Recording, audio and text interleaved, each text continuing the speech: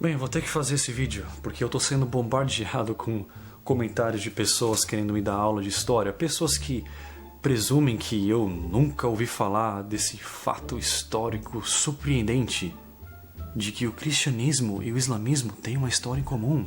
Em algum dos meus vídeos e em vários dos meus comentários eu comparei o cristianismo e o islamismo e disse que essas religiões, apesar de suas similaridades e origem histórica em comum, elas são, no final das contas, religiões cujas ideias centrais estão em direto conflito, de modo que elas não podem ambas estar certas ao mesmo tempo. Essa é a moral da minha história, só isso que eu quero dizer. Mas os cristãos, como é de se esperar, criticaram tais comentários, apontando para as inúmeras similaridades entre as duas religiões e dizendo que, na verdade, esses deuses são o mesmo Deus.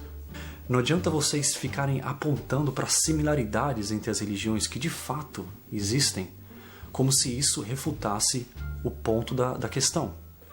O profeta Maomé era um nômade analfabeto muito inteligente. Ele não quis reinventar a roda e começar uma religião do zero. Para quê? Ele pegou um mito que já existia e se baseou nesse mito e disse: então, e na verdade eu sou o novo mensageiro desse Deus, o Deus de Abraão.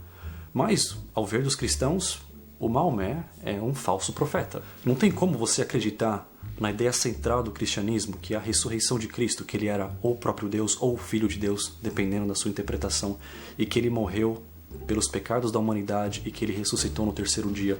Não tem como você acreditar nisso e acreditar que o Maomé era um profeta de verdade e que o que ele falou era verdade. Simplesmente não tem como. São duas ideias totalmente contraditórias.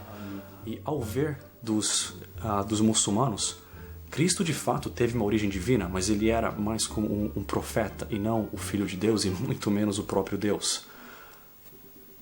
As similaridades históricas e teológicas não querem dizer que essas religiões são a mesma coisa e que podem ser tratadas da mesma maneira.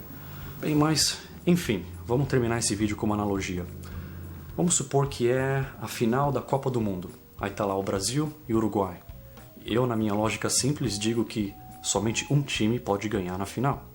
Isso é ridiculamente simples. Aí chega o cristão, cheio de demagogia, querendo me ensinar, me dar aula, e diz: não, você já parou para analisar as grandes similaridades entre os dois times? Por exemplo, os dois times têm 11 jogadores em campo. Se você entendesse de futebol que nem eu, você saberia disso. E olha as outras similaridades.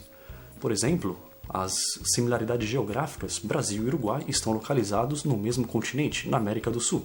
Se você estudasse geografia, você saberia disso. E também as semelhanças históricas. O Uruguai até fez parte do Brasil um dia, era chamado de Província Cisplatina. Se você fosse bom em história que nem eu, você saberia disso.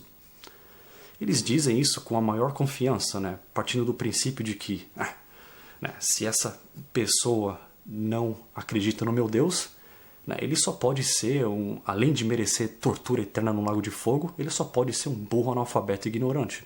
Então, deixa eu, a pessoa iluminada pelo Criador do Universo, dar umas aulinhas para essa pessoa.